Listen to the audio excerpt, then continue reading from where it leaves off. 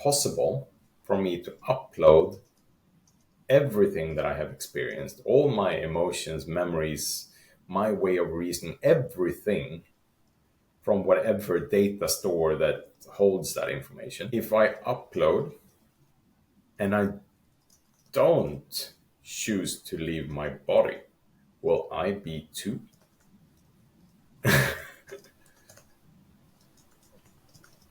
And what happens then? Today's guest is Karl Lillrud, an AI expert, digital growth advisor who helps entrepreneurs use AI to get ahead. Karl, it's wonderful to meet you. Welcome to Entrepreneur in Action. Thank you. And thank you for having me on this amazing show. Tell me a little bit about you and your business. I've been helping companies grow faster for 28 years as a consultant, advisor, and mentor.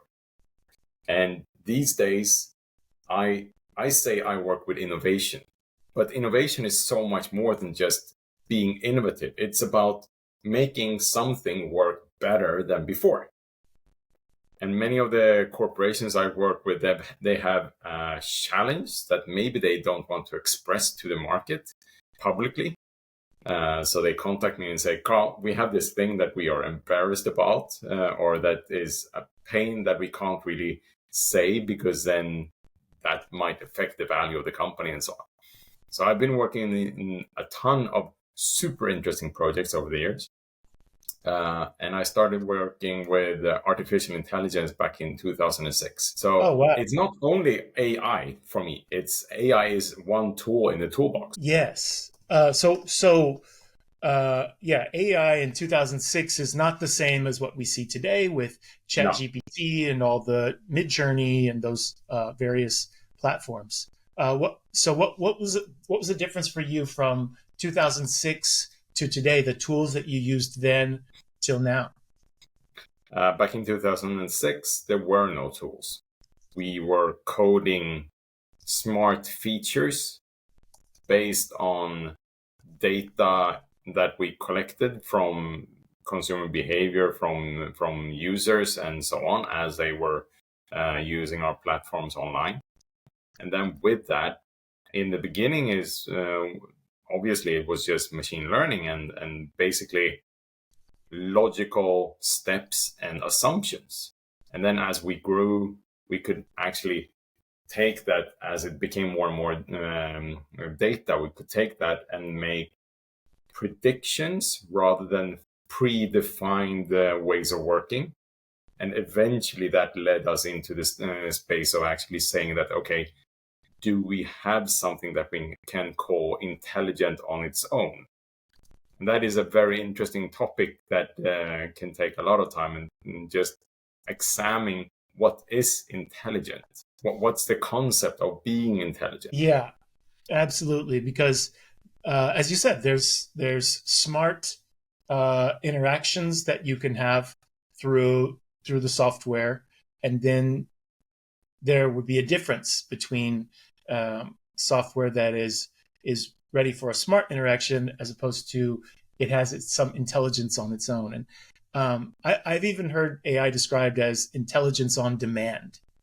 Yeah, but if we want to play with that topic a little bit, the big difference between machine learning and artificial intelligence, if we simplify it a lot, is that machine learning have a predefined reasoning. Well, artificial intelligence doesn't have a predefined reasoning. Instead, it's been taught how to reason. Yeah, wow. It's a completely different level. Yeah. And how do you these days, how do you run your business? Is it the same? Companies find you and they reach out to you with some problems that they don't want to make public, and then you work with. Do they give you a team to work with? How do you interface with these companies once you take on the role? So to start with, I work with companies all over the world, but quite often it's companies that come up to me as a result of either hearing from competitors in the same market space that I have done something for them, or that they attend one of my keynotes that I do at huge events all over the world as a professional speaker. So the work I do as a speaker is connected to my core belief of actually sharing insight, sharing knowledge, and inspire and motivate people to do more and dare to take calculated risks. And so when they find you, right, through like you said, they talk to competitors, or they find you, they see you at a lecture. And then what's it look like when you come into the company? Do they say, Karl, we're going to connect you with this team and we want you to work with this team? Like, how does it work, like, on the ground? It varies a lot because the challenges varies a lot. It's not like I always do this same thing and then I go between different clients and do the same thing. But definitely in many situations, I have one or several teams that I work with. In some situations, I start with actually analyzing the situation, because it's not too uncommon that the clients that I work with understand the pain, but they have not defined the pain point. And that means that I need to first investigate where is actually the wound, where does the blood come from, and then figuring out, okay, so it's not always we start with actually addressing a technical issue. Sometimes it's an organizational issue that we have a couple of teams that are working on their best interest to deliver on a high value target that the company's board have defined or something like that.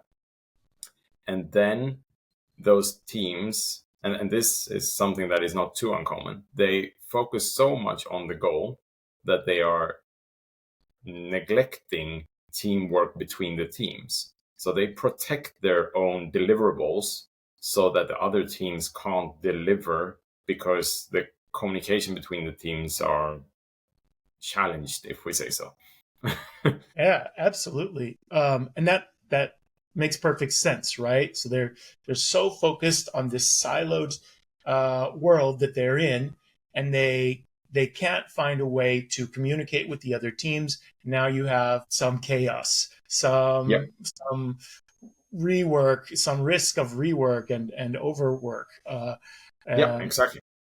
and then, so how do you sort those problems out? Once you do the analysis, then who do you go to? Do you go to the board and talk to them about it, or do you go to the teams and work with them?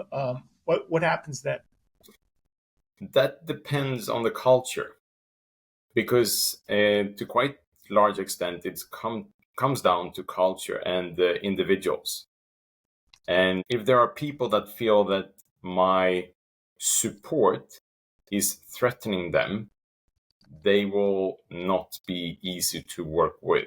And I need everyone to be on board. So quite often, I first go to the teams and the team members and I explain the full width of the problem. And then I also say that my task is for us to solve this. And for that to be possible, I now need to address this to the board. And when I get back, or if you hear anything, this is something that we need to support together. And if I go directly to the board in that situation, that might damage the long-term collaboration with these individuals. But it's very much connected to the culture of the company and the country where that company is operating. Okay, yeah, absolutely. So you don't want to, risk damaging the relationship, because you need those relationships to actually solve those problems. So Yep. then when you're at the end stage, let's say you've done the analysis, you've done the work to clear up the problems, whether they're communication issues, technical issues, or something unforeseen. Then in the end, then how do you wrap it up with the company? Yeah. First of all, when we have agreed on how to actually address this challenge and make sure that, okay, we can't solve everything straight away. So let's start on this particular topic, or let's start with this particular challenge, or this customer space.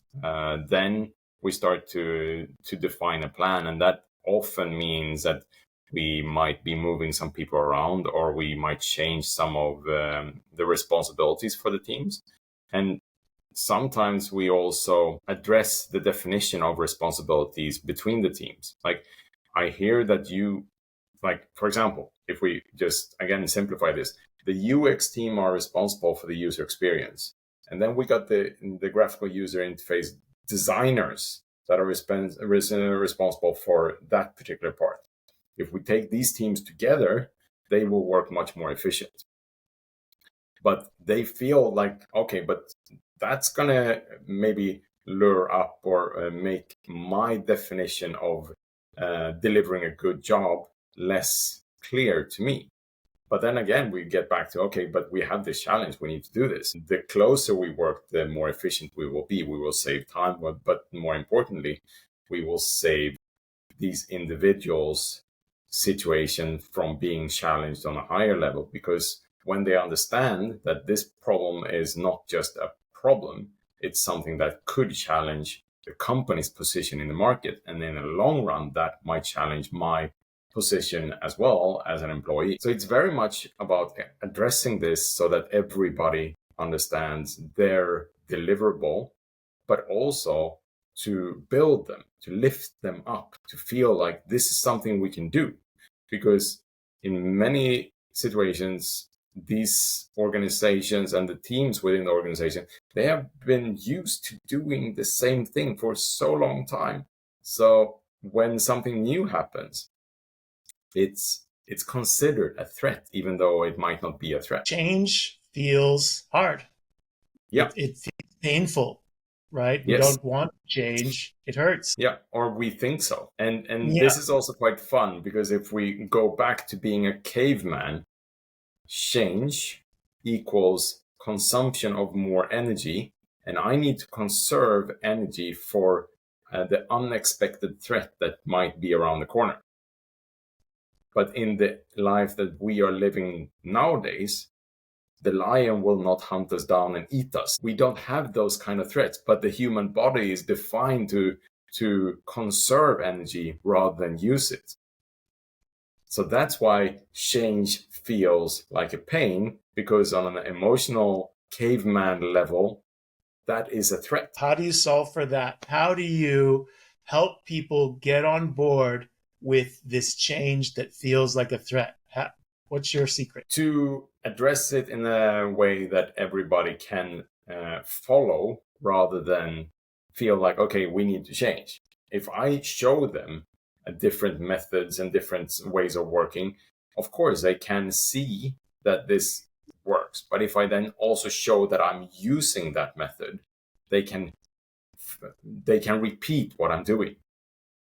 And that's much easier, because then from a psychological point of view, by seeing me doing it, seeing how I do it, stepping outside my comfort zone and showing them that outside my comfort zone, it's not dangerous, they will start seeing that, okay, so that's safe. When we're talking about people's jobs, right? Because this is the fear of the employees within the company, right? So there's the health of the company, which means that there's a systematic change that needs to happen, which is sort of above the level of a single employee. But then now you have to work with those individual employees. And so how do you show them?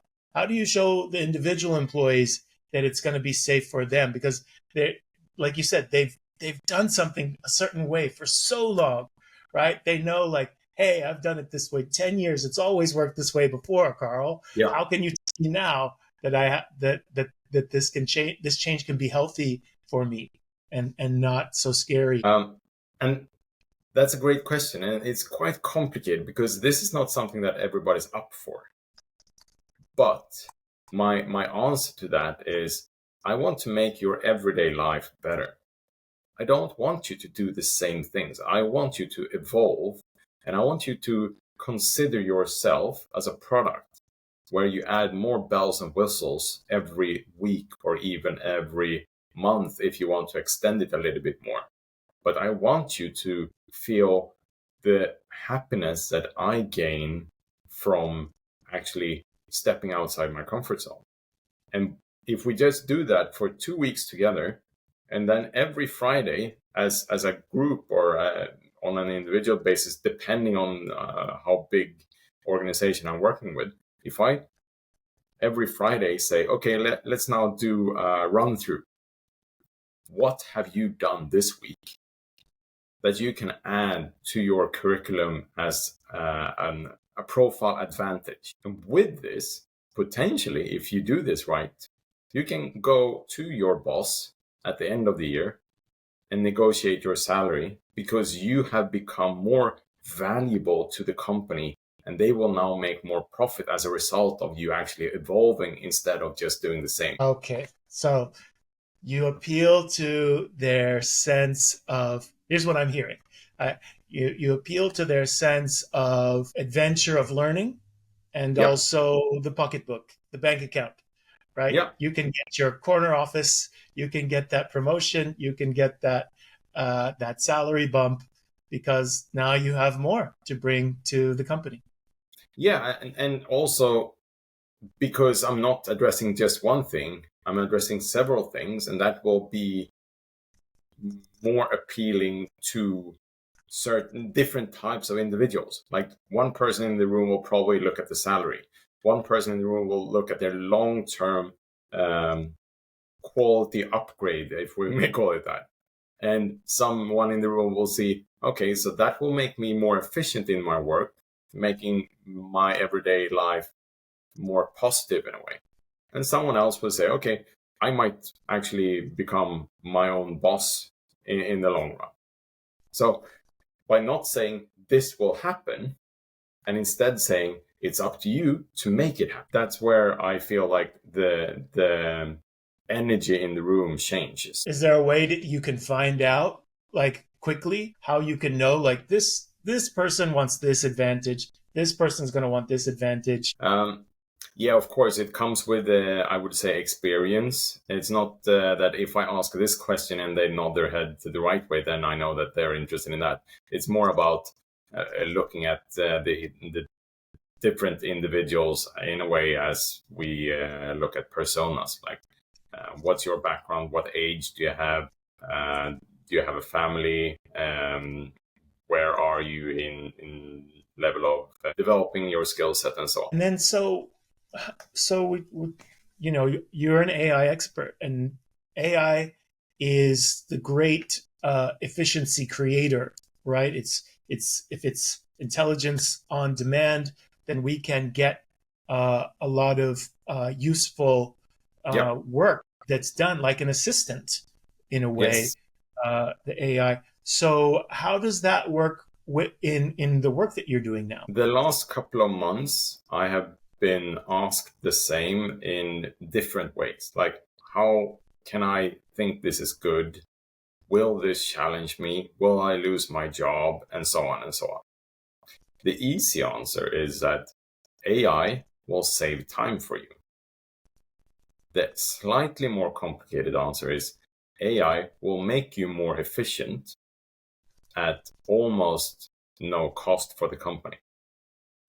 I've been working with some really big organizations where just by implementing one AI tool, we could trace that the efficiency for an entire development department went up by 35%. And that's within weeks.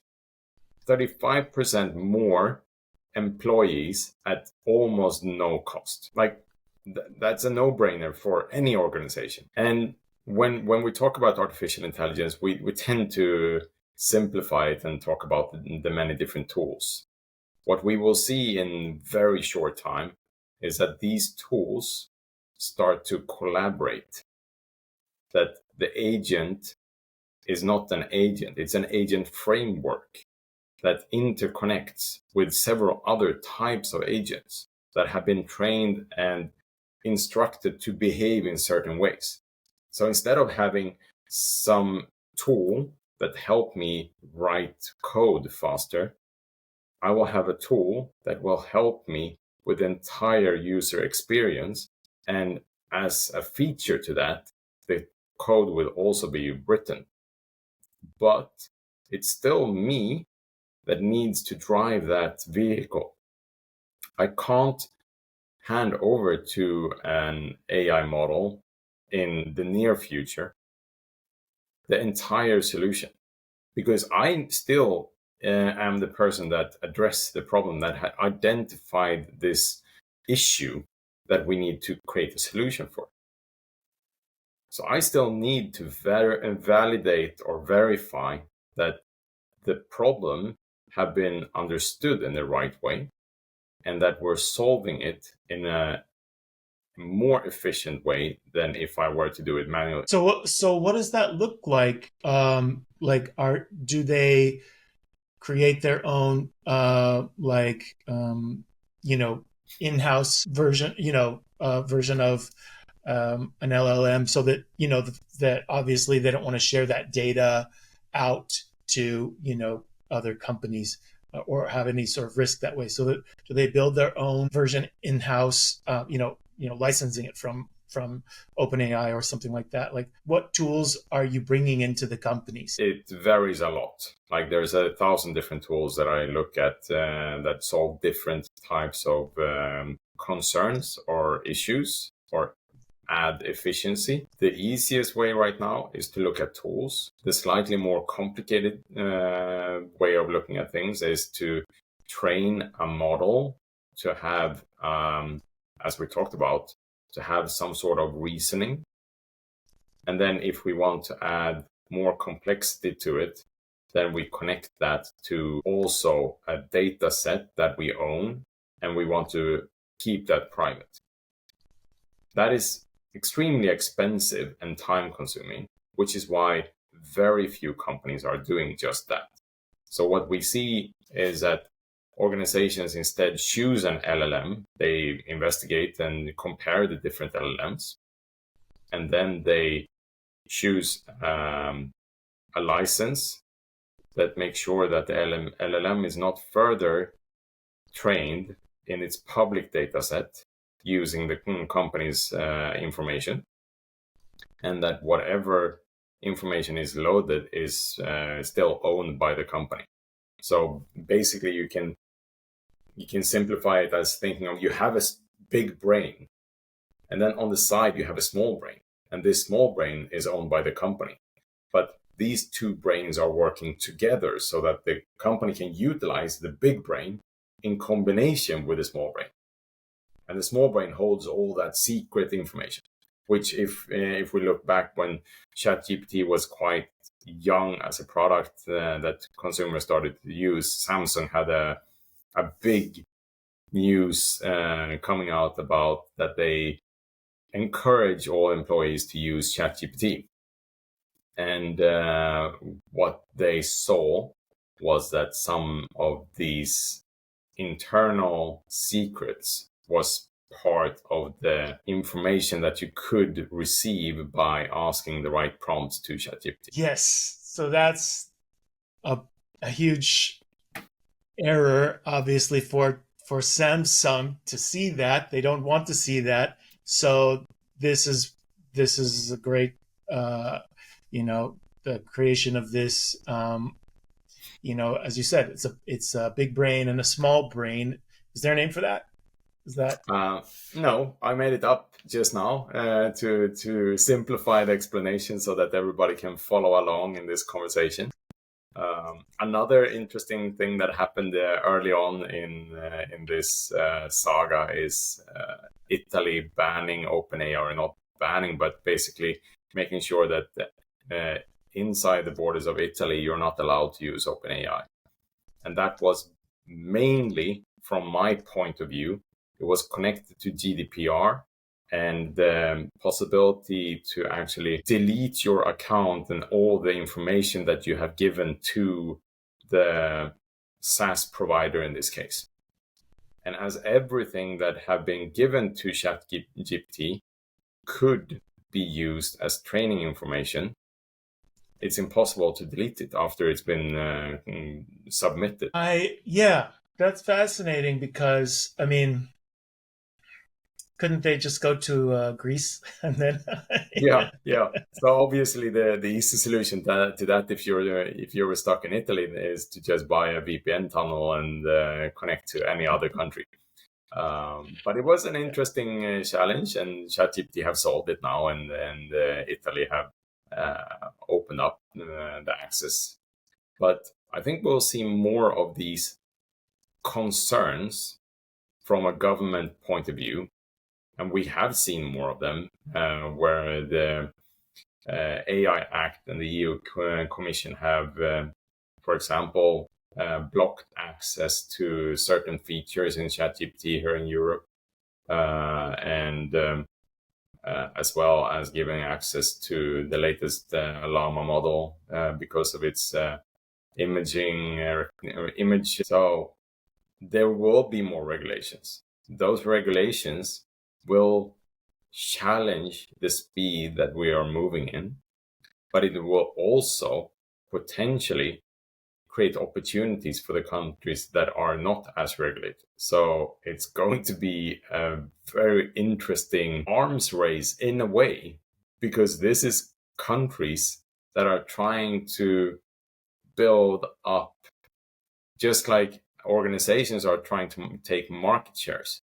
Here we will see countries trying to make sure that they have enough of the entire AI cookie in a way. Would be the advantage to the ones that are not as regulated, and why would the companies who want the countries who want to regulate their data more strictly, why would they do so knowing that there is this counter advantage? To protect their population is why they would do it, and why they are considering all these regulations.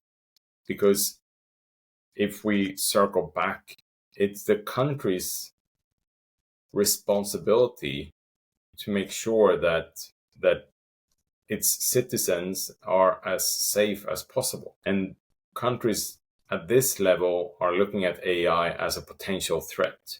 It's a potential threat right now about how it can be used to manipulate understanding of things. It's a threat in terms of my personal safety. It can be used to track and analyze who I am in a way that we have never been able to do before. And with that information, we can connect and create systems that can understand my reasoning and then step by step affect my reasoning so that I change my reasoning. It's very powerful technology. And this seems to be happening now. Yeah. Even without the, ChatGPT level technology. It seems to already be happening with the way we use the internet, even, through advertising and the articles we see. Yeah, it's been going on for many years already. So this is not something that's new. It's just even more efficient. And it can now become even more subtle so that we don't see it. We can't see how this affects us step by step, because it's such a tiny shift in how something is written or presented to me. Yeah, I feel like, there's a few things, like as consumers of information, right? When we go on social media, if we're not actively searching and we're just looking at the feed, it's a very different experience. Yeah. And we're taking in sort of, it's like if you went to a buffet and you just had everything, as opposed to choosing, like, actually, I came to this buffet because I want this item and these two other items. And so this is our information diet. Yeah. That we're seeing. And I've noticed, and I've heard people talking, like, you can get, for example, with YouTube, you can go to really weird parts of YouTube where YouTube is serving you these weird things that you're like, aha, this is a very different way of thinking than the way I think. this content is meant to serve someone who thinks quite differently from the way I think. Yeah. And it's all ready. There's a buffet of that content, and it's ready to lead you down some path. Yeah. So what are your thoughts about this?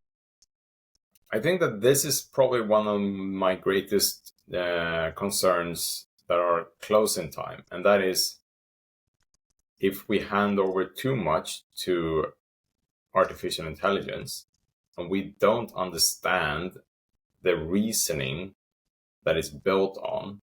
Of course, we have some sets of rules and limitations that we have defined, but we have not defined its reasoning.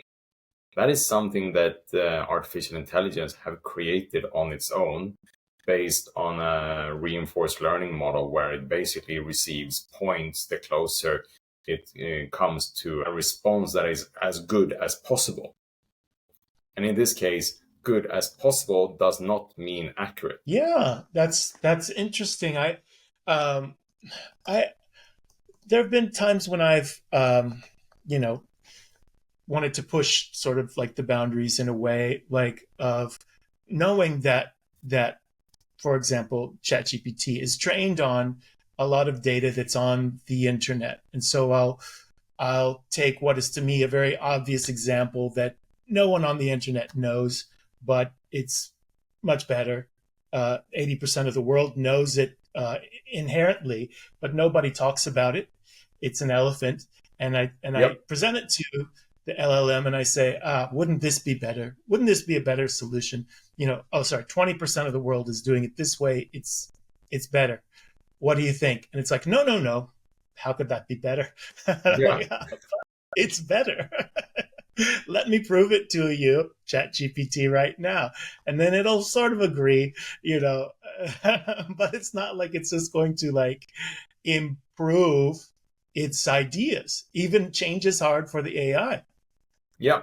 So that is a very funny experiment, and I've been playing with that as well. Having a conversation and challenging the the AI's point of view and reasoning around that. Like, okay, can you explain why you think that's better? And then it comes up with this beautiful sentence. But then if you start to address the sentence, because when you have these conversations, and now we're only talking about the models where we actually have chat or voice conversations. But when I have these types of conversations, it feels like it has a meaning in its responses. But that's not the case. There is no meaning. It's only, again, to simplify it, a scoreboard. It will generate a bunch of responses, but it will only give you one. And in some situations, it gives you two responses, and you're asked to actually score them. Which one do you prefer over the other one? And that is the reinforced learning model, where we give points based on how good response it is. So even though it's I went to this Sam Altman. This is where I got this intelligence on demand. I heard Sam Altman speak at some event, and that's where I got it's intelligence on demand, but it's very limited, right? It's limited to what it's trained on, and not so much above that, Yeah. because the world that we live in doesn't include information that is above the intelligence it's trained on. It's really not going to make those leaps or even understand those leaps very, very easily when presented with better information. So while it can maybe help people improve to the level that we're at now, how could we ever use AI to go beyond the level that we're on right now on planet Earth? How could we use AI to achieve greater outcomes than what could be possible with the current amount of intelligence that the AI is trained on? Yeah. This is quite interesting because if we play a little bit with this idea and the concept of an AI being limited to all the information that we have to consume, that's very much what the standard education system is doing with our children. You are being taught something that someone have already thought, and to some extent validated and confirmed, but we want individuals to be creative. And we want people to think on their own so that they can solve real problems and not just solve problems that someone else have already solved. So this is the same thing that we are seeing with AI, that it can address situations. It can have a conversation about situations, but it's still not acting outside its comfort zone. And this is extremely interesting because, especially with NLP, the natural language processing models, where we have these type of voice or text conversations, we come to a point, if you push it a little bit, you will get there straight away. Like, it will not be smarter than you when you are creative. But if we go to an generative AI to produce image or video, like Midjourney, for example. If you tell Midjourney to create an image and then you just come up with a pitch, this is an image I'm looking for. It should be a unicorn with a rainbow, and then the unicorn is inspired by a shrimp, and you just make stuff up. It will be creative in a quite much further extent than what we see in the NLPs, because it's been trained on creative material rather than documented information. So is there if we're talking about this as a problem, right, that we want to solve, like how can we make solutions and outputs from something like an NLP that are more creative? What is the way that we would go about that? Would we train it on a bunch of fiction? How would someone go about getting to those better or science fiction, perhaps, where they have all the ideas of new technology in those books? Like, how do we get that out of AI? So that creativity. The definition of intelligence in this discussion is connected to the training data. And the more training data, the more intelligent, in a way, we see that these models are behaving, because they get more and more alternative reasoning. Okay, so a strawberry is red, but it could also be white. And it could also be a strawberry that is painted like a strawberry, but it's purple. Okay, so what is correct? The more information that we give about strawberries, the model will understand that strawberries are red almost always. But when they are not ripe, they are white. Okay. And in some situations, you can actually eat a strawberry that is white, that have been grown under certain conditions. I'm not a strawberry expert, so correct me if I'm wrong here, but you can eat a white strawberry that is ripe because it's been grown in some magical way. I don't know how they do it. But then again, you have the purple strawberry. And that is correct because someone made that as a painting. A child might have been playing with crayons or anything. So all of those three options are correct. But the more information the AI model receives, the higher probability we will see that it picks that the strawberry is red when we ask about it. So the challenge here is to make it step outside this is the most correct answer, to say, okay, here are the options to make a strawberry in other colors. Like, it could be something that been painted in crayon. It could be an art piece that someone have created in steel or in gold, and so on and so on. And by explaining to the AI that I'm not looking for the correct answer, I'm looking for us to have a conversation about alternative answers that is not the standard most seen response to my question. Then we can start to see the creativity coming, but it will still be quite limited. So what I'm doing in those situations is to ask, first define, like, behave like this.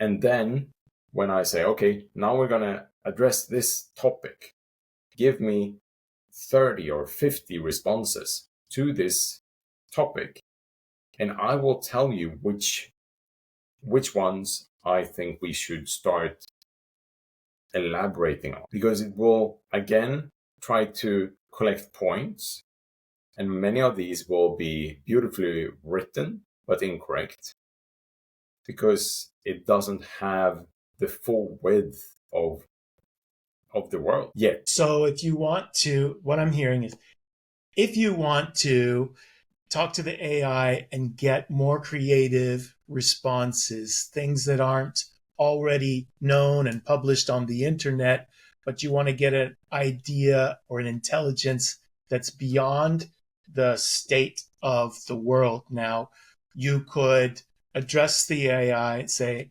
what you said just now. I'm not looking for a correct answer. I Yep. want alternative answers that are not the standard. Is this how you talk to the AI? Like, what would you prompt them? What would you prompt the AI to get the AI to do what you want? First of all, I'm not using one model. I'm using a bunch of different models because I work with this a lot. So I know which model to use for different things. And I'm mostly choosing models that are able to browse the web for up-to-date information. And then I have a bunch of agents that I have trained to behave in a certain way. And these agents come with different responses to the same question. And depending on what I'm working on, because I tend to not ask a question and expect an answer that is the one that I'm going for straight away. So I'm always considering this as something that we do as a team, where we have a conversation to start with, and eventually we will find the answer together. And that means that you need to have that conversation. And depending on the complexity of the certain thing that I'm doing with my teammate, the AI NLP, I quite often also choose to use voice rather than typing, and have that as a voice conversation back and forth. And when I feel like, okay, so now you understand the full width of everything that that we're trying to address, then maybe I go over to be prompting by text and trying to outline, this is what we now need to do. Let's create this as a structured step-by-step process, and so on. So you're loving the problem in a way by making sure that the AI NLP that you're working with really understands the issue. Yep. One thing I find when I use like ChatGPT or Claude AI, I'll ask it for help to understand something, and immediately it'll come with, like, this is the outcome, and then I said, but I think we skipped this step, and then every time though it goes immediately to an outcome. Yeah. So you tell it first, like, hey, I want to have this conversation. Exactly.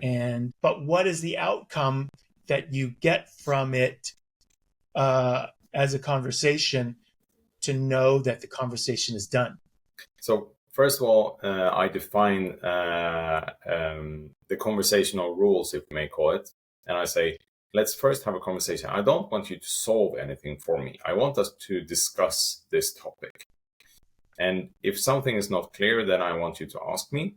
I want to make sure that whenever you answer, if something is not clear, or if there's something that you have limited information on, then I want you to always go out and validate that by finding 3 sources online with accurate information. So not go not by using your training data. I want you to always try to validate things by actually finding three sources for whatever it is that you're proposing, and then we can go from there. And then in the beginning, I also say, I will let you know when we get to the point when we agree, and at that point, I will ask you to tell me back what it is that we have agreed on. And after that, I say, okay, now it's about time for us to start solving this. Yeah, I find that this is actually very helpful in life as well Yeah, with personal relationships, definitely. right? Let's just talk about what the problems are. Let's find all the problems Yeah, without jumping to. It's so easy to want to jump to the solution right away, but if we can hold back, maybe we can really understand before we then, because then there's so many emotions we have as yeah, humans that become that get entangled in the solutions, right? But absolutely. we don't jump to the solutions yet.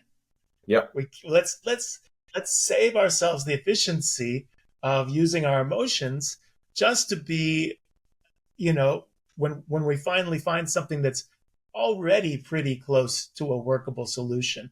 And if we can't already get there, let's just keep talking about the problem. yeah. But also to add to that, in real life, it's very important that we agree on the problem first. Even though we say that the problem is the same thing, if we start to explain the problem, my point of view will most probably be slightly different from your point of view, because the problem is connected to an end goal, and the end goal is most definitely different for you and me. So I think that we've naturally gone to the next part, which is family, right? It's about communicating. It's about friendship. Families also includes friendship and relationships. So this is wonderful, right? As a way of communicating to those who are close to you. Uh, tell me about how you've used this in your life. Like, how have you used this with another person to solve problems on a personal way? Yeah, so I love that change of focus now, because family is so important to us. And family is even more complicated than working with teams. Because with family, you have such a history that, and the response will be slightly lengthy. But with family, you have a history, and the history makes us take shortcuts because we think we know. It's just like anything that we have done a million times. Our eyes, our ears, our brain will work to simplify and conserve energy again, to not have to look for all the details, because you've seen it so many times. So your brain will know this is that thing that I have seen so many times. Yeah, but does it actually look exactly like it's done all those times before? And in a way, having that conversation with family members is the same thing. We have been talking so many times before, so I think I know what you're about to say.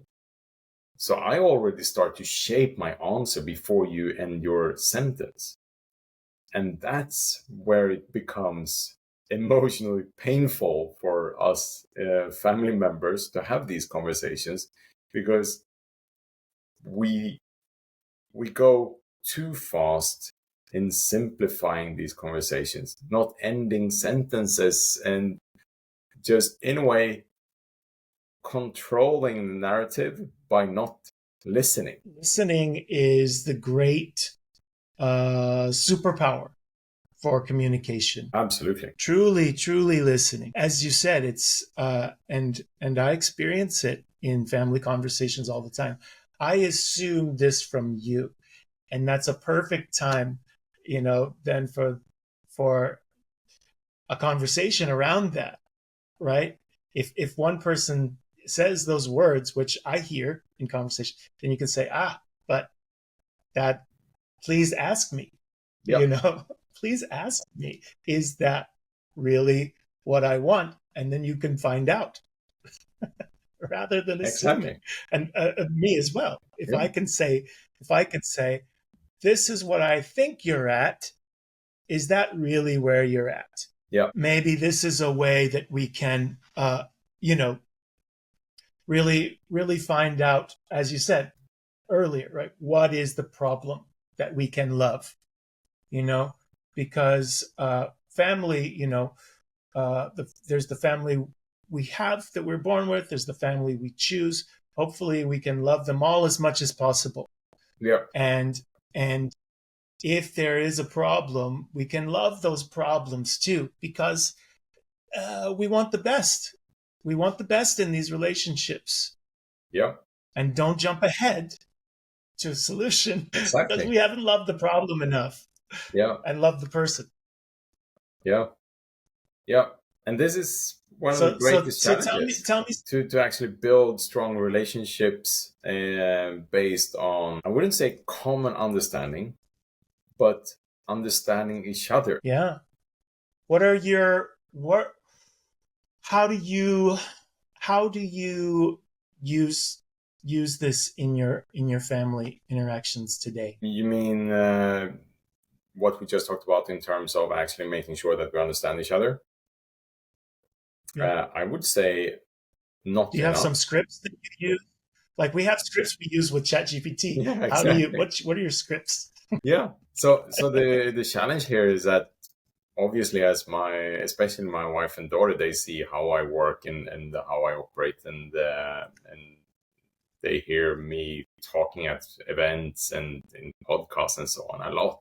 So I'm expressing my reasoning a lot, and I'm thinking out loud very much in a way that maybe most family members don't do. So maybe they're not sharing as much. But I think that both my wife and my daughter, they see straight away when I'm getting into that state of, okay, let's solve this in a professional way. And they're like, no, stop. This is family. It's not work. So I would say it's a challenge. And I'm honest about it. It's not that I have found the secret recipe to solve all these challenges. Far from. What do they tell you? What do you hear from? What do you hear from them when they're saying, "This is different. This is family. We're not using our professional tools." What are they asking for? What change do they want in your communication? I think, especially as they are both girls, I think that the challenge is that we now get back to artificial intelligence and about reasoning. The reasoning model is different, and again we get back to the caveman. We have from the beginning of the human race, in a way, been training ourselves differently. We have had certain things that is more important for our persona or our role. And fast forward to where we are today, we are in a situation where the lion won't eat us. So all of a sudden, we have changed to actually be able to do the same things, but our reasoning behind doing these things in a certain way is different. And it's the same thing when we're having a conversation with half-ended sentences. Like, you should know, because it's a logical reasoning. Yeah, but our logic is different. We do not have the same logic. We have the same positive attitude. We have the same way of life and everything around that. But the reasoning framework, that in a way we can't control because it's something that have been in our DNA and inherited in ways that we can't really describe, that is not an open book for us to read. So what do they tell you when they say, all right, stop. I need, what is it that they need, right? Yeah. The easy explanation is, I need you to understand me because I just told you what it is that I'm telling you. And then my response in those situations is, I hear what you say, but when I take that and try to understand it, my understanding is different from your understanding. So I remember earlier you were saying, like, when you talk to the LLM, you ask it at the end of the conversation, you say, to make sure we agree, tell me what we agreed to. Do they, do you check in with each other in this way in the conversation? I find this useful. A lot of times there's some small thing that I didn't grasp Yeah. in the other person's communication to me. So for I'll stop, and I'll say, is this what you're saying? This is what I heard. I've found that immensely useful in conversation Definitely. because then they can tell me you missed this part. Yeah. And then I can go, aha, that's what am I missing? This part. Aha. Thank you. Yeah. It's extremely powerful, but it's also time consuming and can cause friction and frustration because we are so far apart. Yeah. What was it? I was hearing somebody said, tough conversations is the tax we pay for close relationships. Yeah. Yeah. That's a good one. It's yes, it's gotta happen. It's gotta happen. And then how do you bring it up? How do you know when to talk about it? How do you know like when it's good enough? There's a lot of awareness muscles to build Yeah. that are so different from the workplace Yeah. awareness muscles. Yeah. Yeah. Absolutely. And also, again, muscles need to be exercised, and we need to challenge our muscles to actually make sure that they are fit for fight and prepared for any strain that they might be put to the task to handle. And a relationship is the same thing. We can't Yes. we can't go with the assumptions that it's the same as it's always been before, because we are not an AI training model. Previous response and decision and behavior might change because we change, because we choose to change. Oh, yes, it's magical. Yeah, it's created. This is why we're better than AI. Yeah, for sure. And this is also why AI will not take over. It will be there to support us, and we will choose to what length we would like that support. And then in some situations, maybe we decide it's much better if we are not involved in these certain things, because we humans are driven by emotions and our own training data in terms of how well am I as by driving a car, how many accidents have I been in, have I learned from them, and so on and so on. Like, there are certain things where we humans are not the best at solving a certain thing. I have thought my whole life that this wonderful, joy that we get from driving cars, at times it can be really fun. If you're not stuck in traffic, Yeah. if you're actually on the road and you're feeling the joy of, powering this vehicle, which is something you can only imagine until you're of age to have a driver's license. Like, how much fun will that be? Yeah.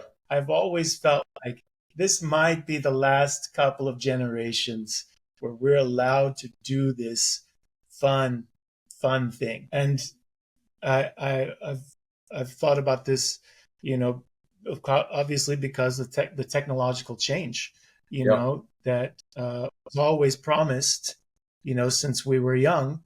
Someday there's going to be self-driving cars. Now it's happening, and Yeah. I can see that in the future, I'm sure we won't be allowed to drive cars, or it will be limited to maybe a track or something like that. Exactly. Yeah, and we see that we're now building cities without cars. Entire cities that will have no cars. How will that work? With other automated transportation methods, like lifts that can go both horizontal and vertical and so on. And are you seeing you're in the UAE now? Yeah, I'm in Dubai now, Dubai. and I'm working a lot in this region, and in UAE and in Saudi, and in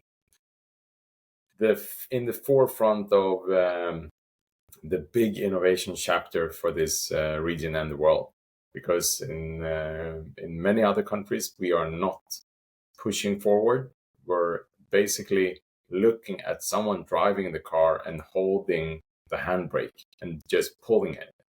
So what do you feel like? What do you experience there in where you're at now? Like, what's the difference? Is there a feeling that change is imminent? Is there excitement about building these new smart cities? Yeah, What's it like? there's both an excitement and there's a support for it. So it would be different if there was just an excitement, like this is a cool thing happening. That's what you experience when you look at a sci-fi movie. Like that's cool, but it's not something that maybe you support because it's too far from the future that you're used to. The reality that or it's too far in the future. The reality is too far from that whatever experience it is that you're watching in the sci-fi movie, basically. So what I see here is the support for this tremendous change, both from the population level, like everyone living in these cities and in these countries, but also from a governmental point of view. They see we are not going to allow it. We're going to push for it to happen. We're going to make the changes for this to be the environment where it happens. When other countries regulate, we will also regulate for sure, but we will not regulate in a way that would damage our innovation drive. So, are you going to be there for this? Is this are you going to do you want to be a part of the Yeah, smart cities that are being built? yeah, for Would you sure. move there? Absolutely. I from a very personal point of view, I would say that the rest of the world is not pushing forward. There are certain companies in different countries that are pushing to be innovative and create these amazing solutions. But I do not see countries that are pushing for it on the level that I see over here anywhere else. And so what? So tell me about your vision for that. Right. So right now you're living there in UAE. Things are happening at the governmental level that are supporting building of smart city. Like, what's your vision of how ideally this would play out for you? Like, what you tell me what this looks like for you in 5, 10, 20 years Um, in your life. if we just look at it on a fluffy cloud point of view, the feeling that I will feel in 5-10 years is that I have been part of this change, to enable it in a self-sustainable and safe way. But the experience and the learnings that we have as a result of that happening is that we have tripped a lot intentionally to be able to get to a point where we are not just enabling the future, but we're building the future. What will people see if they come there now to Dubai, and then someone comes 20 years in the future or some amount of time where there's a significant change in what they will see? What will be the change? The greatest change will be that especially in transportation will have changed, and also we will also see that energy and water will most probably be a topic that have a very high level of interest. Like we can see, I think it's 3 days ago that Saudi went out and communicated that they are now investing a tremendous amount of money in fusion energy, which is extremely interesting as an energy source. And we have, if you follow the news, you've probably seen that Dubai had a problem a couple of months ago when it was raining too much in the middle of the desert. Like, and that is as a result of so-called cloud seeding, where they actually go up with an airplane in the clouds and they make the clouds they inject certain salt particles, if I remember correctly, to actually make sure that the clouds start raining in certain areas rather than moving away from these areas. So I think that we will see more of that. I wouldn't like to stretch it to controlling nature, but being able to control certain things. And also that we start to use the ocean water for more. Like, of course, we're using techniques to remove the salt from the salt water to be able to drink and use that water as our drinking water and for other purposes as well, of course.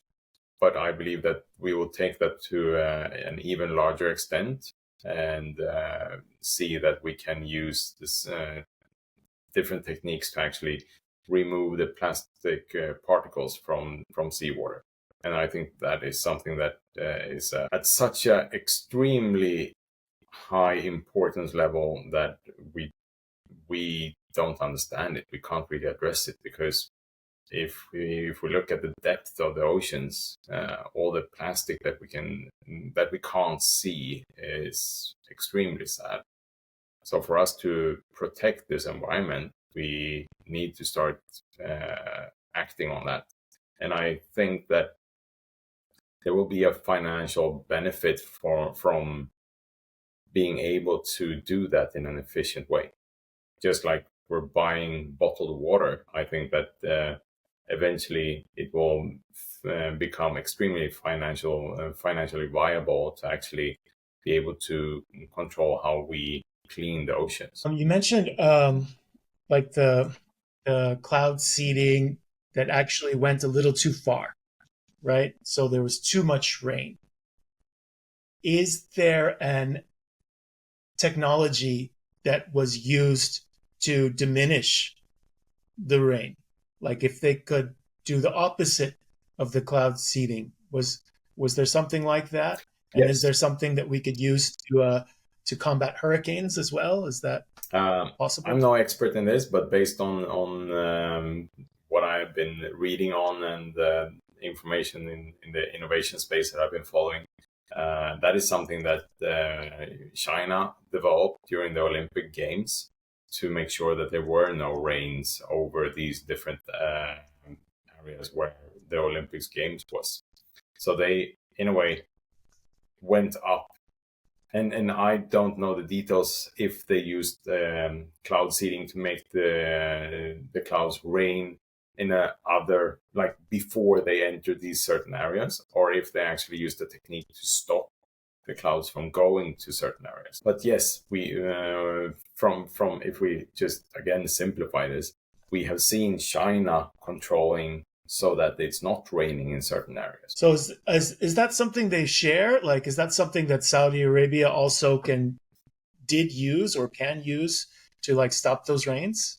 That I don't know. Because if it's gonna happen again, right? It'd be great for them to have that technology as well. Absolutely. And the on-off switch. And if the on-off switch, right? If they can figure it out, if they don't want to share, okay, fine. Maybe we'll figure out our own way to do it. It's fascinating, and there's so many people, that are seeing these hurricanes now here in the U.S., and it's such a violent weather activity. It would be great technological advancement if we could use that technology to diminish the effects that are so harmful to people and the land and the animals. Absolutely. And it's too early So to say the long-term effect of actually controlling nature like this, because it's a fragile ecosystem, and everything's connected in ways that we can't even think of, because we don't understand all the implications. yeah, we have no idea what one effect, but the butterfly effect, Exactly. right? The flapping of the wings here makes something happen there. It's and we're all in this experiment together. Yeah. We're all in the same Yeah. ecosystem. Absolutely. Everything everywhere is butterflies in the way. Like whatever we do, the things you do will have some sort of effect. Even if you don't do anything, that will also have an effect. Exactly. Now the fitness. So we have the four F's, right? So we talked about finance, your business. We talked about family and relationships, and so we have fitness and fun. So fitness. Tell me about you do a lot of speaking, Yep. but you're doing podcasting now. So we're sitting, Yeah. right? And of course, everyone's using their computer a lot. How this can take a toll on your energy. How do you stay fit? What's your fitness that works for you? Yeah. I enjoy things that create an adrenaline rush. That doesn't mean that I need to jump out of an airplane every day. So I'm always trying to look for things that might, again, challenge the norm. But that's not something that you can do everywhere all the time, especially as you're traveling and so on. So I'm trying to make sure that I exercise, but more importantly for me, I also try to make sure that I eat good things. So if I eat, if I consume products, in this case food, that have worse impact on my body, then I know that I need to exercise more. And I need to take care of my body from a physical point of view much more than if I eat healthy and I think about how much I eat, and yeah, the entire cycle of everything related to what my body is built on. And then to add to that, I'm also trying to make sure that I eat healthy vitamins, and add a little bit of that extra that I believe that my food does not have enough of. So exercise is important, but to me, eating healthy is more important than the exercise. And in my life, And everything is connected to prioritization and time, especially when I'm traveling. So I need to make sure that I make wise decisions that have a good point of or a good value in the overall formula to make sure that my body does not suffer. And this is something that I'm actually elaborating on in my next book. And that is, how can I live a longer life? Not to actually look at it from a sci-fi point of view, but from an innovation point of view. Like, what can I actually do, and what can I expect that I will see in a couple of years? And how can I make sure that I'm still around to see those potential add-ons, improvements, or whatever it might be at that point in time? And when will I decide? Because I believe that this is something that also is going to be a question in the future, and not too far in the future. And that is, when do I choose to leave my physical body? And will I choose to do that? Like, if there is a possibility for me to, in the current environment, think of it as the possibility for me to upload to the cloud. Is that something I want to do? What will that be if I have a chain of thoughts? If I play with the idea that I'm thinking now, and I have all my memories and everything, and we play with the idea that it's possible for me to upload everything that I have experienced, all my emotions, memories, my way of reasoning, everything from whatever data store that holds that information, if I upload and I don't choose to leave my body, will I be two? And what happens then? The twin brother. Yeah, and so that's going to be interesting. And why would I, in that case, only be two? Or will there be regulatory measurements that make sure that I am not allowed to be two? So the book that I'm working on now is called Digital Immortality, and it's addressing the topics of self, like what am I, who am I, and why do I define myself as me when there's so much more to it? I mean, I know things about myself, but there's also things that I don't know about myself that is part of the definition of me. Do you think that a cloud Karl would be able to identify some of those things that you don't know about yourself? That depends on how we choose to build on that developed version of me. Because I think that just like upgrades in games and also with possibility of actually upgrading my physical body with a pacemaker or other certain parts that keep my body going, even though it's not the original body. Like, all these things will make it difficult for us to not see the possibilities of actually a potential life without an end. We're not there now, but when we get there, or if we get there, there will be possibilities of feature upgrades. For sure. Just like we see that there is possibilities of feature upgrades in our physical lives today. What are the biggest upgrades you find available that you're most excited about in our physical world today? And then what would those be also digital? I think that what we see in terms of stem cell development is quite interesting, where we can actually make our body go backwards in age, so that. How do we do it? Sorry? How do we achieve that? So with this stem cell development and the work that is done in that space, we are able to make the body start to repair its own cells to make them younger rather than older. And how's that different from, like, if I fast for over 12 hours and my body starts to do autophagy, it starts to find cells that aren't the best, healthiest cells, and it eats them. Yep. And then maybe we would replace with a newer cell. How is that different than the stem development work?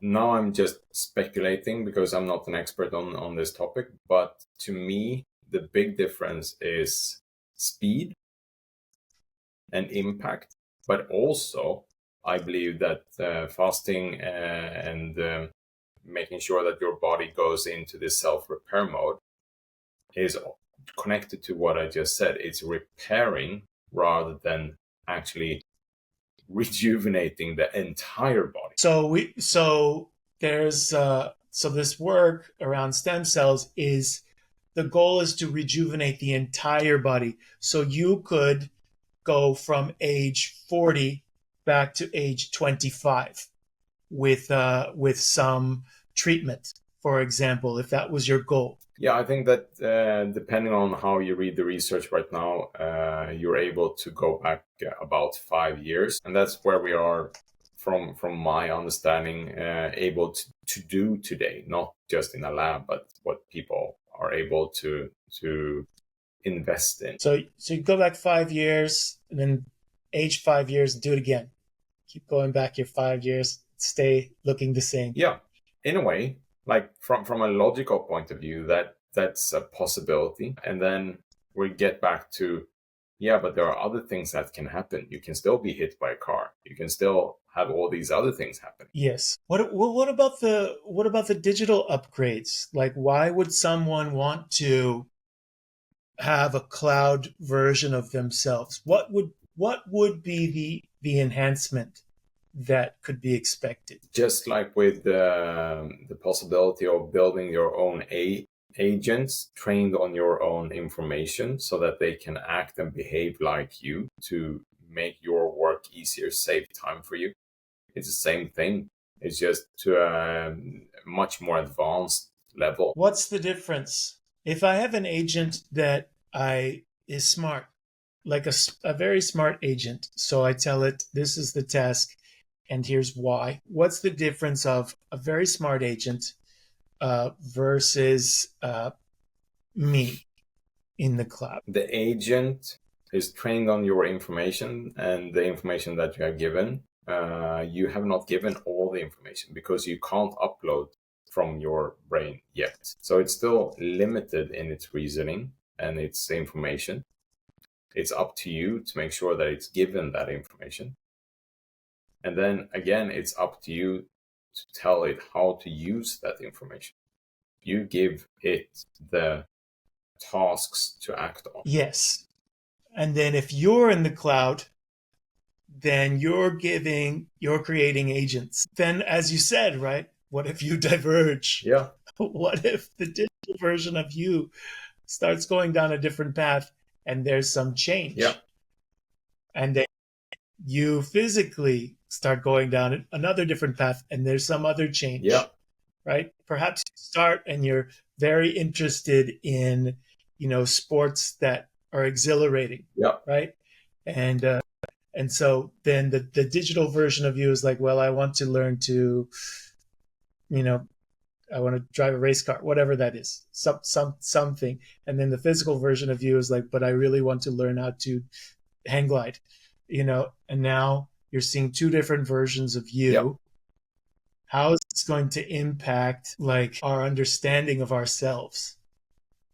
I would say that as soon as I upload and choose to not let go of my body, but actually choose to have two copies of myself, or two individuals of myself, one that is the digital copy and one that is the physical I, at that second, it's not a copy of me, because it will start to add its own thoughts, its own memories, its own insight. It's based on my training data, but it's acting on its own. And at that point in time, let's play with the idea that this digital version of me is able to transport its digital its data to another planet using sun rays or anything.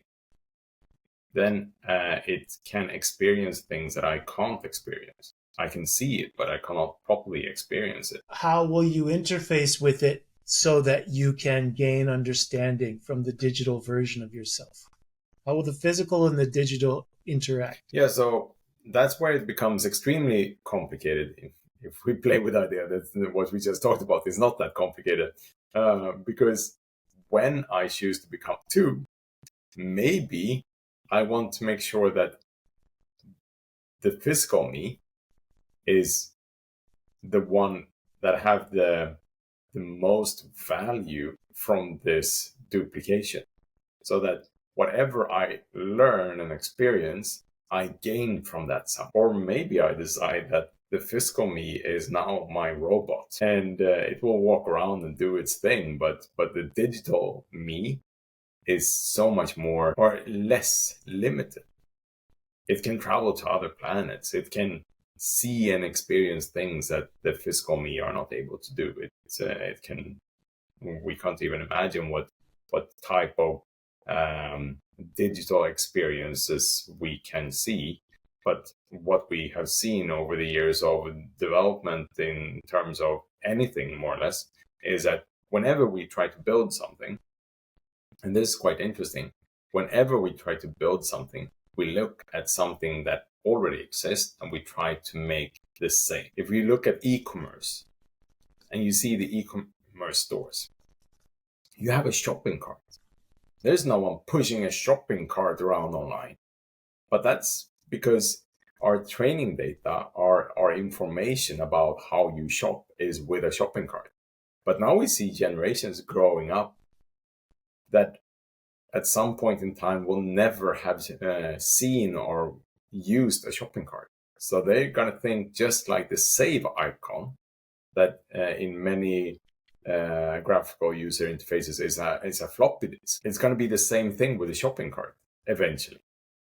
Like, I don't know what it is, but that's where my stuff is. So are you saying, when you say like digital versions of ourselves could visit another planet, are you saying that then they could inhabit a physical body there? To begin with, they can inhabit a robotic body. And what we see in terms of developing robots now, that's going extremely fast, and we will see robots being able to help us properly as humanoids now already, but maybe not in every home, but eventually we'll get there. And then it will be possible to most probably upload to or download to a robot or a humanoid. And eventually we'll figure out how to actually build bodies if we feel like the organic body is better than the bodies that we can build that are humanoids. So, and then if we're connected, right? If we, let's say we're staying in our physical body, we make some number of copies of ourselves digitally, which could be projected into robotic bodies or other physical bodies, could visit other planets. So do you envision something like we have a dashboard, we go to sleep, we have a dashboard, which experiences do I want to, I'm connected as the physical body, the original, right? I'm connected now to digital versions of myself, some of which are inhabiting physical bodies, some maybe not.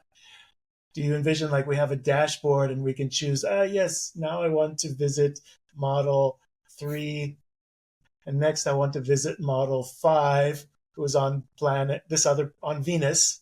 Model 5 is on Venus and model 3 is digital, and I want to check in on them and see what their experiences are like. In a way, I hope that we can't do that, because then we would not honor the concept of self in the digital version. Then we would say that the digital version of me is just an avatar, like in a game that I can control.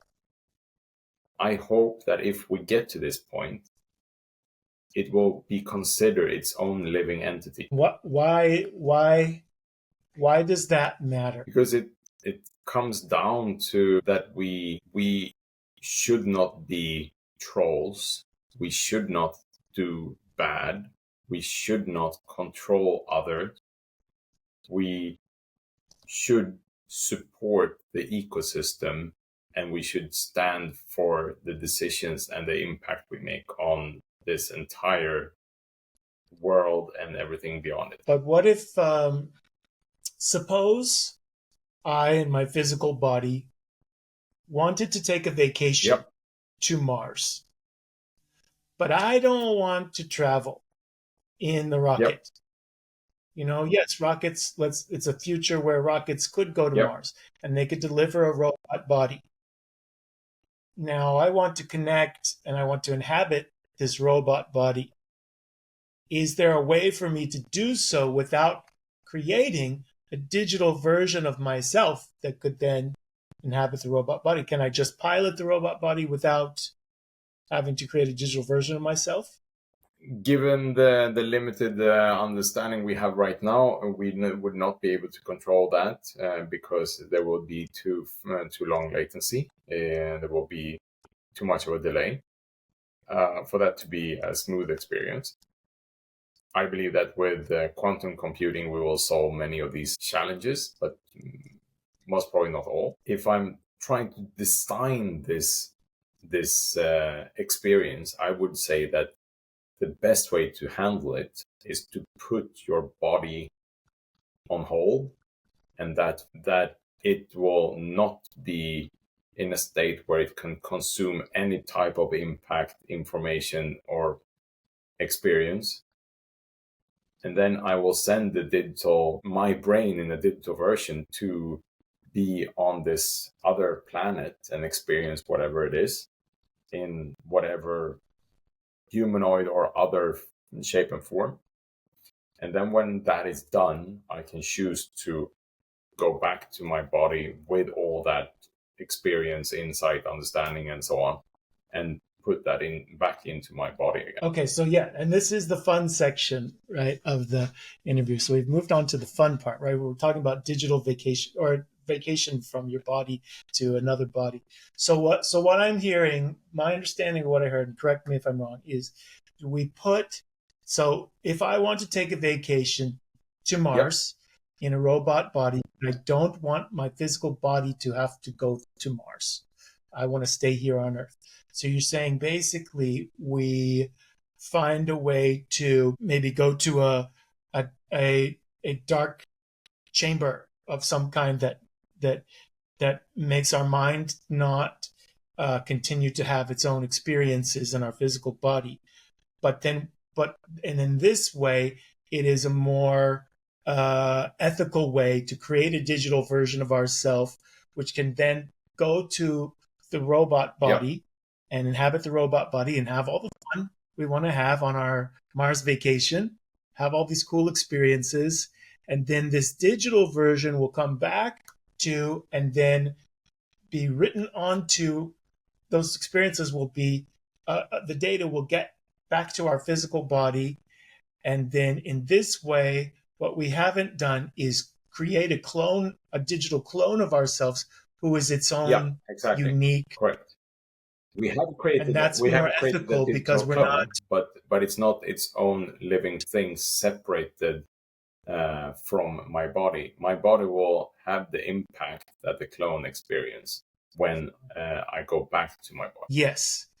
So it's not its own being getting to make its own decisions. You are actually piloting that digital version of yourself, and then you pilot it back to your body. The data is part of your body now, and that digital version is then destroyed. Because it's not its own being. Or maybe it's not being destroyed, it's being uploaded, it's being moved into my body again. So it's not that it's two different things, it's moved from my body into this other shape and form, and then it's moved back. So maybe. And what is the movement? So maybe that is the way for us to control that the body doesn't have any impact in any way. Like there's no experience for the body, the dark chamber that you talk about. If we move this into a digital format, then there's nothing in the body again. So if you woke up the body during that time, what would the experience be? I would say that the body would not be able to wake up. It's on hold. But now we're in a very fluffy cloud of examining a possibility of what the future may look like. But it's an interesting one because there are no rights and wrongs. It's only like based on what we see, this might be a possibility. There are for sure a bunch of scientists that will say, no, that's not possible because of this and that. But we're getting to a point where all proven impossibilities are starting to become possible. What do you see as the next one, the very next one that's going to really change things? Like it's going to happen closer in time to today than others, and it's going to really change things. The very closest one is that we're going to see AI agents working with AI agents. So basically, we're going to see different AI solutions incorporating other AI solutions to solve a certain thing. And that we already do that, but you as a consumer don't see that. But if I, for example, I say that I want to build a house and I say that to my AI front end, then that AI front end will go out and it will hire an AI architect to design the house. It will hire another AI interior designer to design everything. And then it will hire a purchasing AI that will start buying all these different materials, and so on and so on. And this will become a huge team that have one goal, and that's to deliver the house. Does that exist now? How does someone create like me? I don't know how to do that. How would I go about doing that? So, What would be the way that you would teach someone like me to do that? to start with, you talk to someone like me because it's not straightforward. And that's what I do as an advisor and mentor. I help people understand the complexity in all of this. But there are certain systems that are already operating in this way, not to that extent that you will be able to say, build a house for me and it will do everything. But when you come with a more complex question than is the strawberry red, yes or no, you can see that certain AI models are starting to break the problem up in pieces and have different models solve different pieces of that big picture. Which ones would be a good one to start with if you're new? It's a more difficult question actually, and that is depends on what it is that you're trying to achieve. The easiest way is to say, I want to build an app. And for an app, I need a front end, a back end, I need a UX, and I need some sort of ad engine. And then I want a paywall, and I want an app icon, and so on. All of these things can, in a very much simplified way than what an actual team would deliver, but it can be built today using a set of AI agents. Where does somebody go online to find like AI agents? Is there, or just Google it? Yeah, I mean it's moving every day. So there's a website that is AI driven called There's an AI for That. That's the easiest way to get started, because in that website you will find not all, but a very large chunk of the AI-enabled tools that you can play around with. That's the easiest way to go about it. And then, of course, using NLPs, you can explain like, this is what I try to achieve. Can you point me in the right direction and give me some tools that would solve this? It's not about finding the right tool right here and now, because when we record this today, tomorrow there might actually be a tool that release all these capabilities, and then whatever I recommend today will feel like it's wrong. So it's better to point you guys in a direction to solve it, and that's either by reaching out to me and ask that question on that certain day. The easiest way to reach me is on LinkedIn, or it's to ask your preferred NLP.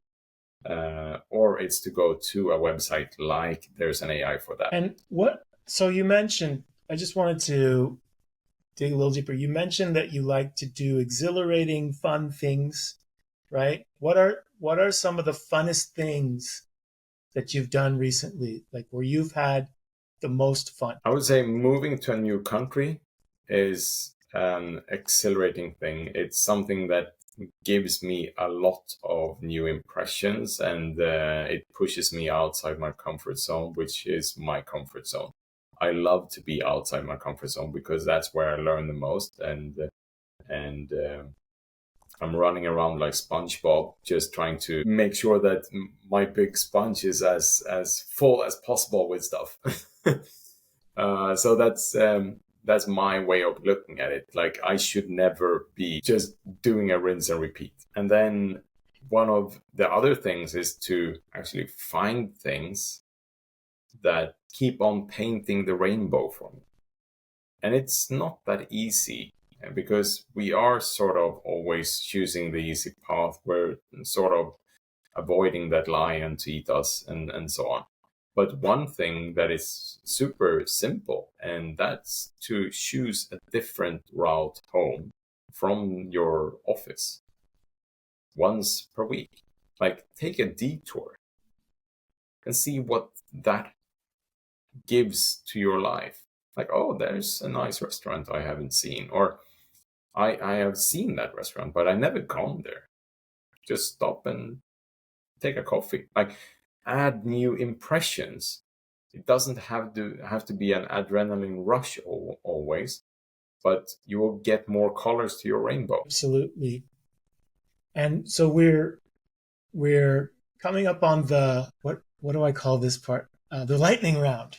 We're coming up on the lightning round. Nice. Okay, so these are just direct questions where I ask you specific, and then you just and then we go through Without get a few thinking, answers. Okay, just responding. so we've touched on a lot of really interesting things today. So I'm interested to hear. Okay, so in your life, Karl, what has been your best investment? It could be a book, it could be a thought, it could be working with someone, it could be an actual investment where you put money in. What's your best investment for your financial health? Best investment for my financial health. That's an extremely difficult question, actually. It's to never do one thing, to always dare to experiment, but don't stop doing what you actually make money on until you feel like, okay, now it's a good time to switch or to add more energy to this other thing. So I'm never doing just one thing. I'm always doing several things. And that, I would say, is the best safety for my from a financial point of view. So you're always exploring. I'm just telling you what I'm hearing. I'm hearing you're always exploring. You have the thing that like it's your career, your job. You found something that is lucrative, and then you always make sure you keep exploring and let your mind and your energy find other things like they call a side hustle, maybe, and then eventually maybe you can switch to that other thing, but after it can financially replace the first. Because by knowing what I know today, I will not have a competitive advantage tomorrow. I need to be in the day after tomorrow in terms of pressure testing, analyzing, and thinking about the future to have a competitive edge tomorrow. Help me understand that. Okay, you know what you know today, and that doesn't give you the competitive advantage tomorrow. So you have to be in the next day to have that competitive advantage. So is that like knowing where the things are going and then being there? Yeah, it's very much about daring to run that extra mile to see what's happening over there before anyone else. Because when I get the question from people, how does it look over there? I will be able to say it looks like this. And that is part of my competitive advantage. So really following your interests and that's cool. Okay, now, what has been your best investment in your life for fitness? My wife will probably not agree with me on this one. I was for many years doing swimming around the year in Sweden, and in the winter it becomes less than 20 Celsius minus, and the water freezes to ice, and we kept on swimming, and we were swimming for 20 minutes per day. So we did not just jump in and jump out. We were actually swimming. That was extremely beneficial for the health of my entire body, but it was also quite dangerous, and there was always a risk of actually dying. How was it beneficial for the health of your body to be in that freezing cold water? What was the benefit? So the overall benefit that was that I learned a lot about my body. My body learned a lot about me, and that my willpower is stronger than my self-protection system, as long as I can reason with my body and say, I already thought this through. These are the protection principles that I want us to work around. And then from a physical point of view, what happened was that my body came into this situation where it had all these stressed and strained muscles, because you have all these muscles in your body that are always pulling in different ways. But in this environment, sort of, the entire body cramps at first, as it's a shock. It's the body is panicking in a way. And then as I take control of my physical body, I tell the muscles to actually do a movement, and then that result in the muscles to start to relax. And the beautiful thing is that all the muscles came into an incredibly beautiful, relaxed state, including the brain. So all the stress, all the stressed thoughts came into a relaxed state. And that was an amazing feeling. That is amazing. What has been your best investment for family? To invest my time in my family. To not just work, but to be part of the family. And to actually not be right all the time, but to listen to other people's opinions and understand that even though maybe I feel that I'm right, from their point of view, that might be wrong. There is no black and white. There is no right and wrong. And how do you overcome the part of yourself that thinks I might be right so that you can serve the greater good? How do you overcome that part of yourself? I don't need to be right. I can listen and take my opinion on hold, and listen to what someone else have to share. And that might add insight that I did not have in my previous point of view, that makes that also to be right, or that makes my right wrong. And for fun, what's been your best investment for fun? Definitely ice swimming. I had so much fun. It's been extremely fun. But then I done many other things that also I consider to be super fun. Moving around the world, living in different countries, stepping up on stage at these huge events. I love that emotion. And the first time I did a big keynote, that's also one of the most fun things. And then the emotionally most fun thing that I believe I experienced is when my daughter walked up to me and said that I want to start a company. And she did that when she was 10 years old. And I helped her and my wife as well to create an amazing company where she designed her own sunglasses for grown-ups. And it's all her design, it's all her work. We are just there to support her and to make sure that when she falls, it doesn't hurt too much.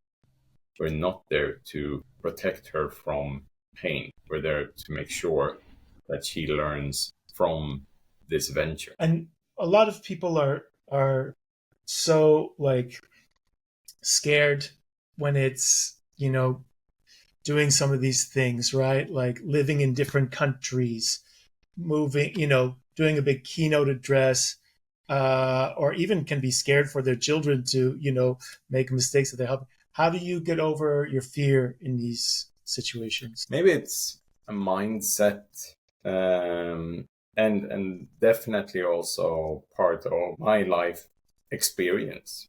Like, even when it's extremely difficult, I try to look at it from a point of view where I know that I'm learning from this. I'm evolving. It's painful. It's challenging. But the core of me is put on this earth to learn, adapt, and evolve. I'm not put here to do the same thing a million billion times over and then die. I'm here to add value or to make an impression. Who do you recommend me to interview next? Interesting question. There are many people that I think is interesting, but who already got a voice that is out there in a way. Like many of my fellow speakers and so on, they already speak. So someone that might be interesting for you to interview is someone that have a lot of life experience and dare to question and challenge his or her own situation and assumptions. So I have a close friend of mine called Mats Larsson, who's also a Swedish guy, that is going on that type of journey that I think might offer a very interesting conversation. But there might be other people that fits into that topic as well. I'll connect with you after this about reaching out to him. Thanks. And where can people find you, Karl? People who want to work with you. I know you mentioned LinkedIn, so it's Karl Lillrud. It's Lillrud. And the easiest way is LinkedIn. The other way is to go to karllillrud.com. Just one word. And that's my website where you can learn more about my books and the work I do as a mentor and business coach. If you're looking at the work I do as an advisor, then we're more targeting where you come from and what it is that you're looking for. And it's best to just reach out to me on LinkedIn and we can have that discussion. And if there's anything else, I'm a person that loves to give my support. So from this conversation that we had today, let's keep that thought running. And then when you have a question as a listener, reach out to me and we can talk about that. But then also, to add to that, the first book I wrote is called Hacking Your Destiny. And that is a journey where I question myself and my own decision and way of thinking of life. And I've written it in a way so that you as a reader can follow in my footsteps, but then in the end of each chapter, actually ask your own question to yourself. And that will help you learn more about yourself and your own capabilities. You will learn how to challenge yourself and make better use of yourself. Because I believe that you can do so much more than what you're actually doing. That's beautiful. Karl, thank you so much. I've got to get your book. And I'm so excited to have had you as a guest today. I feel the audience is going to love all the things that you shared. Thank you, Karl. It's been a very interesting conversation. I'm looking forward to seeing and hearing from the listeners and see what they think of this, because we've been going quite concrete on some questions and then very much up in the fluffy clouds and just thinking about possibilities for the future.